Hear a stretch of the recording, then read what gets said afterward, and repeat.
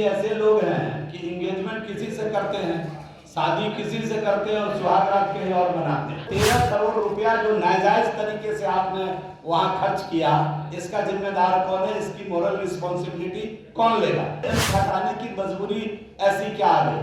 दो मुख्यमंत्री अपने ही बात से पलट जाए, उसको अब रिजाइन करके चले ही जाना चाहिए। दरभंगा एम्स मामले को लेकर लगातार विवाद बढ़ता जा रहा है। एक बार बीजेपी के द्वारा फिर से राज्य सरकार पर बड़ा आरोप लगाया गया है।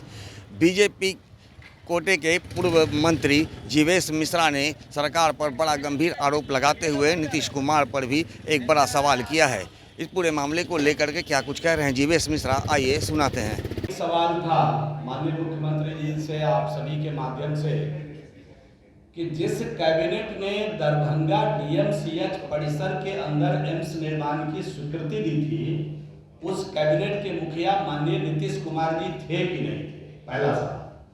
अगर नीतीश कुमार जी उस कैबिनेट के मुखिया थे तो अपने ही निर्णय को पलटने की ऐसी क्या मजबूरी आ गई? मेरा ये सवाल माननीय नीतीश कुमार जी से, एकदम शॉर्टकट। और दूसरा विषय, सभी लोग जानते हैं यहाँ कि नीतीश जी ऐसे लोग हैं कि एंगेजमेंट किसी से करते हैं, शादी किसी से करते हैं और सुहाग रात कहीं और मनाते हैं।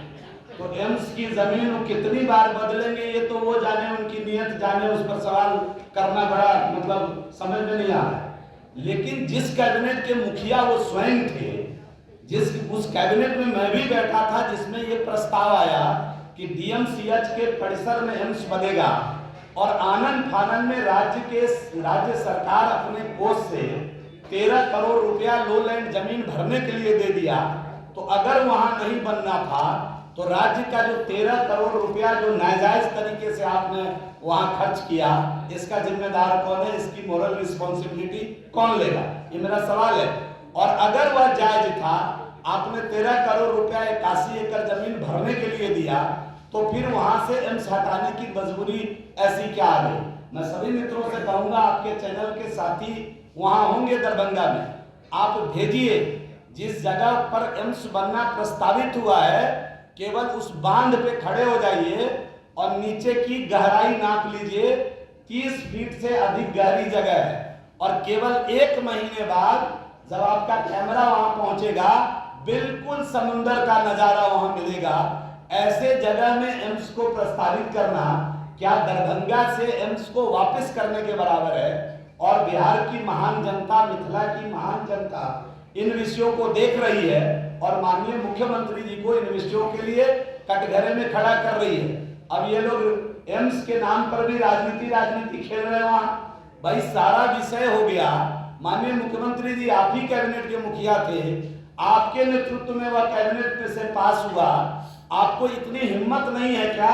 आपका प्रशासन, आपके अमला जमला में इतनी ताकत नहीं है क्या कि जो 81-82 एकड़ जमीन डीएमसीएच का कोई कब्जा कर लिया, उसको खाली कराने की हिम्मत नहीं है क्या? इस सरकार में ताकत नहीं बची है क्या कि जो एम्स का, जो डीएमसीएच का अतिक्रमित भूमि है, उसको खाली करा लें? आप में इतना बचा नहीं कुनवा क्या? तो आपको रिजाइन कर देना चाहिए। हम मांग करते हैं कि जो मुख्यमंत्री अपने ही बात से पलट जाए, उसको अब रिजाइन करके चले ही जाना चाहिए। जैसा कि आपने सुना कि जीवेश मिश्रा ने जिस तरह से मुख्यमंत्री नीतीश कुमार पर तंज कसते हुए कहा है कि ये पलटू राम है और इनके कारण ही आज दरभंगा में एम्स बनने का मामला अधर में लटका है।